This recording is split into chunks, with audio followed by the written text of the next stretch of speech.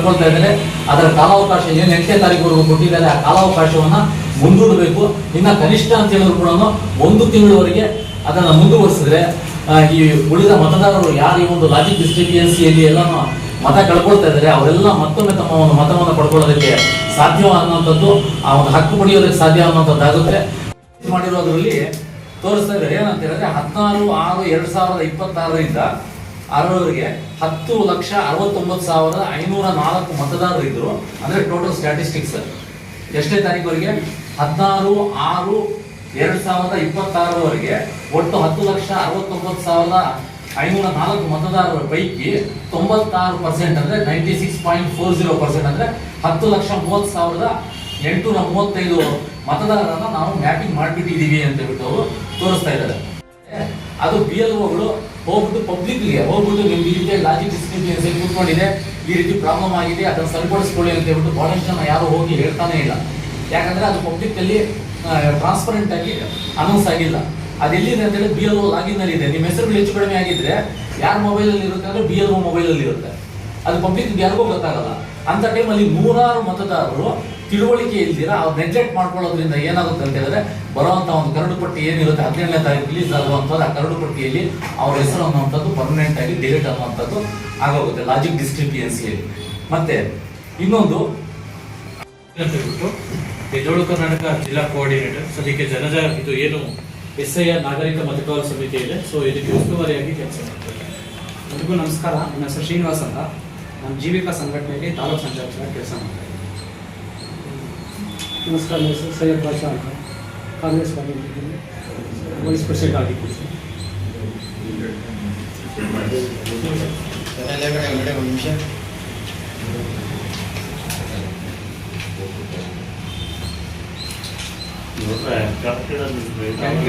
ಪದಾಧಿಕಾರಿಗಳೇ ಹಾಗೂ ನಾಗರಿಕ ಮತದಾರರ ಸಮಿತಿಯ ಸದಸ್ಯರುಗಳೇ, ಅಧ್ಯಕ್ಷರೇ ಮತ್ತು ಉಪಾಧ್ಯಕ್ಷರೇ, ಖಜಾಂಚಿ ಮತ್ತು ಸದಸ್ಯರುಗಳೇ, ಈ ದಿನ SIR ಕುರಿತು ಸುದ್ದಿಗೋಷ್ಠಿಯನ್ನು ಹಮ್ಮಿಕೊಂಡಿದ್ದೇವೆ.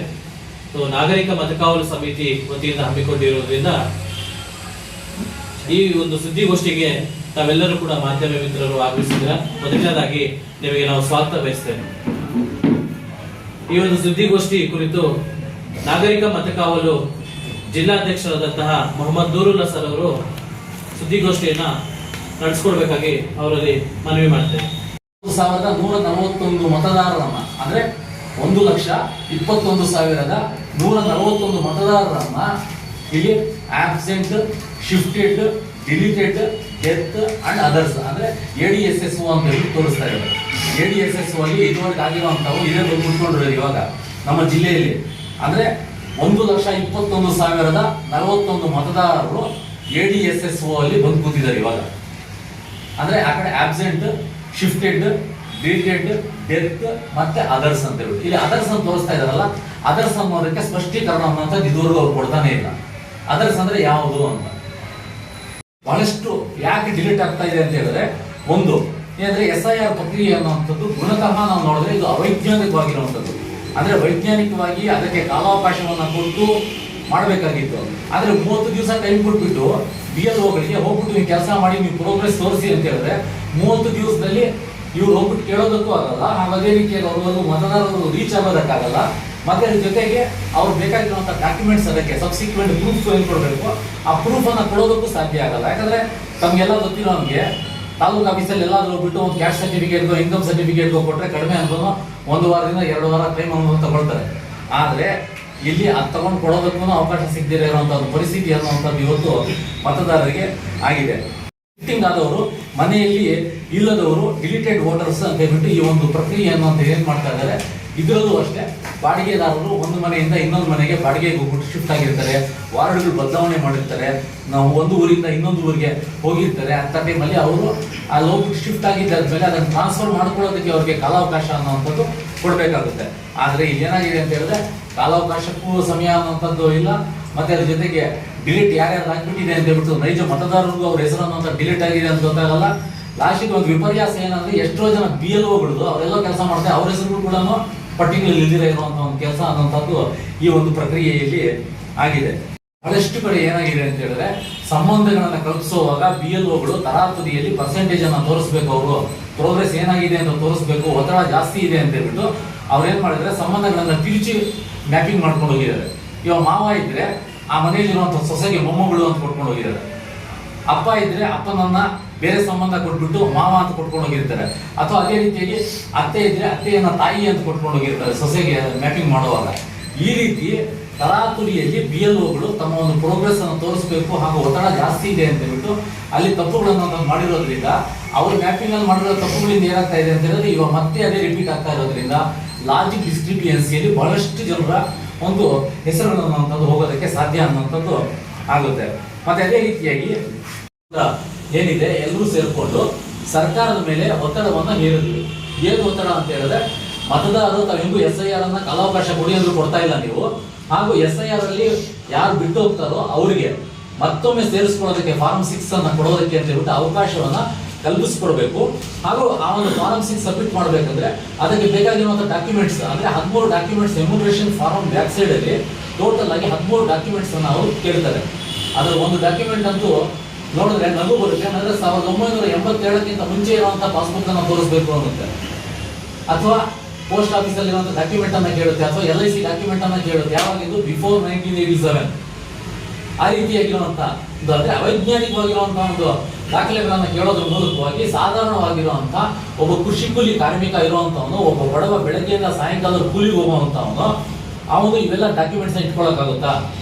ಫಾರಂ 6 ಅನ್ನ ಕೊಡುವಾಗ ಅವ್ರು ಹೇಳ್ತಾರೆ, ಏನ್ ಹೇಳ್ತಾರೆ ಅಂತ ಹೇಳಿದ್ರೆ ನಿಮ್ದು ಆದಿವಾಸಿ ಪ್ರಮಾಣ ಪತ್ರ, ಅರಣ್ಯ ಪ್ರದೇಶದಲ್ಲಿ ಯಾರಾದ್ರೂ ಇದ್ರೆ ಅವರಿಗೆ ಅರಣ್ಯ ಪ್ರಮಾಣ ಪತ್ರ ಕೊಡಿ ಅಂತಾರೆ, ಅಲ್ಲಿರುವ ಬದುಕಿದೀವಿ ಅಂತ ಅಲ್ಲಿ ಅರಣ್ಯದಲ್ಲಿ.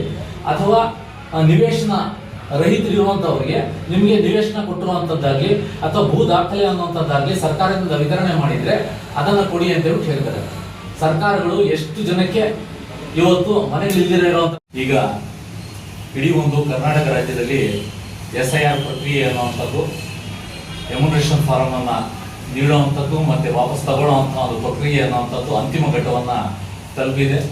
ಹಿಂದಿನ ತಿಂಗಳಲ್ಲಿ 28ನೇ ತಾರೀಕು ಅದರ ಕಾರ್ಯಾವಧಿ ಅನ್ನುವಂಥದ್ದು ಮುಗಿದಿತ್ತು. ಆದರೆ ನಮ್ಮ ಒಂದು ಪ್ರಗತಿಪರ ಸಂಘಟನೆಗಳ ಒಕ್ಕೂಟ ಹಾಗೂ ಅದೇ ರೀತಿಯಾಗಿ ಜಾತ್ಯತೀತ ಪಕ್ಷಗಳ ಎಲ್ಲರ ಒಂದು ಒತ್ತಾಯದ ಮೇರೆಗೆ ಚುನಾವಣಾ ಆಯೋಗ ಈ ಒಂದು ಪ್ರಕ್ರಿಯೆಯನ್ನ 8ನೇ ತಾರೀಕುವರೆಗೂ ಮುಂದೂಡಿತ್ತು. ನಾಳೆಗೆ ಎಮ್ಯುನರೇಷನ್ ಫಾರಂ ಅನ್ನ ವಾಪಸ್ ತಗೊಳ್ಳುವಂತಹ ಒಂದು ಕಾಲಾವಕಾಶ ಅನ್ನುವಂಥದ್ದು ನಾಳೆಗೆ ಮುಕ್ತಾಯ ಅನ್ನುವಂಥದ್ದು ಆಗಲಿದೆ. ಈಗಾಗಲೇ ನಾವು ನೋಡಿದ್ವಿ ಏನಂತ ಹೇಳಿದ್ರೆ ಕರ್ನಾಟಕದಲ್ಲಿ ಬಿಹಾರ ಮತ್ತೆ ಬಂಗಾಳದ ರೀತಿಯಲ್ಲಿ ಇಲ್ಲಿ ಸಹ ಅವಾಂತರಗಳು ಅನ್ನುವಂಥದ್ದು ಸೃಷ್ಟಿಯಾಗೋದಕ್ಕೆ ಅವಕಾಶ ಅನ್ನುವಂಥದ್ದು ಇದೆ ಅಂತ ಹೇಳ್ಬಿಟ್ಟು ಮೊದಲಿಂದ ಸಹ ನಾವು ಸಂಘಟನೆಗಳ ಪರವಾಗಿ ನಾವು ಎಚ್ಚರಿಸ್ತಾನೆ ಬಂದಿದ್ವಿ.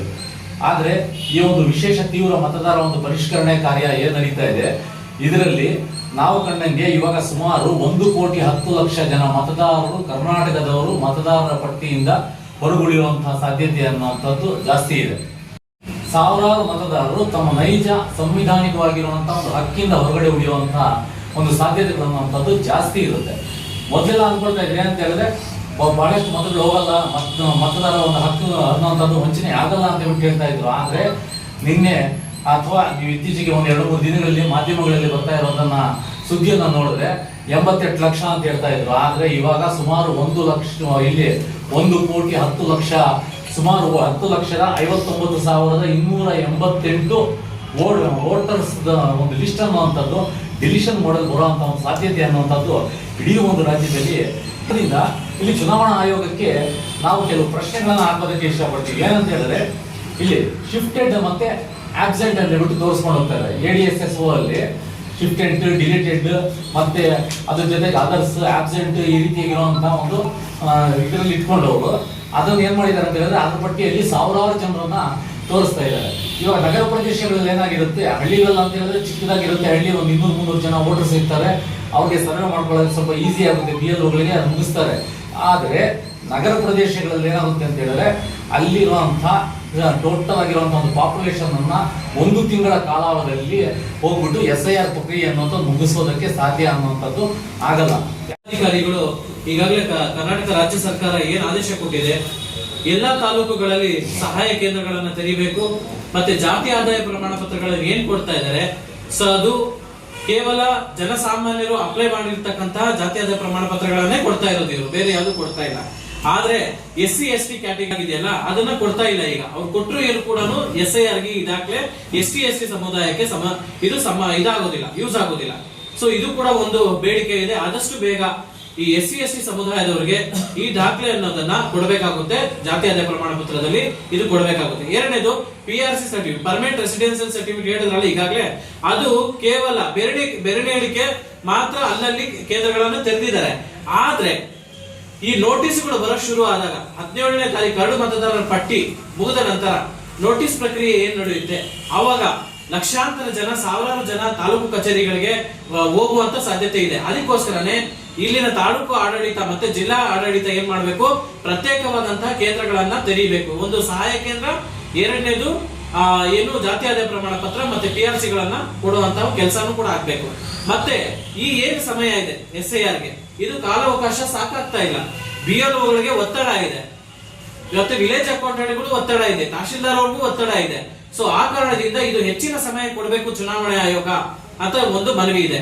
ಮತ್ತೆ ಇನ್ನೊಂದು, ಇದೇ ರೀತಿ ಏನಾದ್ರೂ ಜಿಲ್ಲಾಡಳಿತ ಆಗಿರ್ಲಿ, ತಾಲೂಕು ಆಡಳಿತ ಆಗ್ಲಿ ಸಹಾಯ ಕೇಂದ್ರಗಳನ್ನು ತೆರೀಲಿಲ್ಲ, ಹಾಗೆ PRC ಸರ್ಟಿಫಿಕೇಟ್ ಮತ್ತೆ ಜಾತಿ ಆದಾಯ ಪ್ರಮಾಣ ಪತ್ರಗಳನ್ನ ಕೊಡ್ಲಿಲ್ಲ ಸರಿಯಾದ ರೀತಿಯಲ್ಲಿ ಅಂತ ಒಂದು ಸಂದರ್ಭದಲ್ಲಿ ನಾವು ಎಲ್ಲ ಪ್ರಗತಿಪರ ಸಂಘಟನೆಗಳು ಜಿಲ್ಲಾಡಳಿತಕ್ಕೆ ಮುತ್ತಿಗೆ ಹಾಕುವಂತ ಕೆಲಸ ಹಾಗೂ ಆಯಾ ತಾಲೂಕುಗಳಲ್ಲಿ ಹೋರಾಟ ಮಾಡುವಂತ ಮುಖಾಂತರ ಚುನಾವಣೆ